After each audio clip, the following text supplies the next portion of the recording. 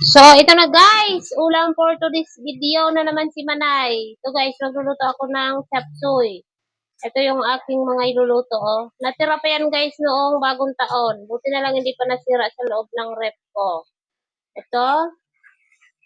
Yan. Ito guys, oh. Ay, ilang piraso na lang. Pahinog na nga, pero sinama ko pa rin, sayang. At meron din tayong itlog pugo. Ayan. Oh, yan lang guys yung aking i-chop. So, kulang-kulang siya, pero okay na yan. Kisa bibili pa tayong ibang ingredients. So, okay na yan. Chop suey na rin yan pag niluto mo. At ayan nga pa yung aking hipon. Ito lang guys yung binili ko niyan. Itong itlog ng hipon. Ito nung mga ano pa yan, nung bagong taon pa yan guys. Buti na lang hindi pa nasira. Up! Mayroon na namang nangunguha ng itlog ko. Simple oh. Oh. At meron din pala tayo dyan guys, cornstarch. Mamaya lalagyan natin ng tubig yan. Maglalagay tayo ng konting cornstarch sa ating luluto para medyo malapot yung sabaw. Gisa natin itong sibuyas at saka bawang.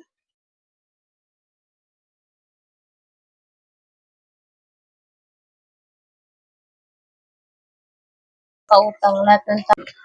So ayan, ilagay na natin itong carrots. Malinis na ito siya guys ha. Hinugasan ko na ito lahat. Bago ako nag-video kanina, naka-prepare na yan lahat. Sabaw. Sunod natin itong sayote. Lagay na rin natin guys itong Baguio beans. Ayan guys, ilagay na rin natin itong broccoli.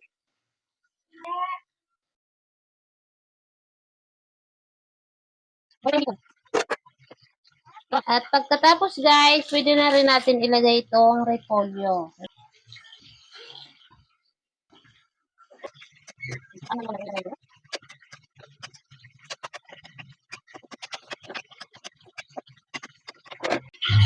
Ayan, pwede na rin natin ilagay guys yung yung itlog ng pugo.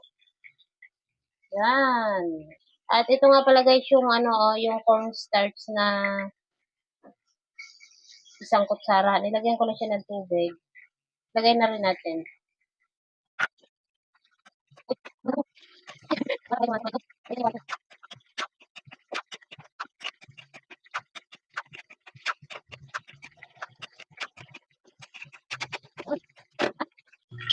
So, ito na guys yung ating chapsuy. Luto na.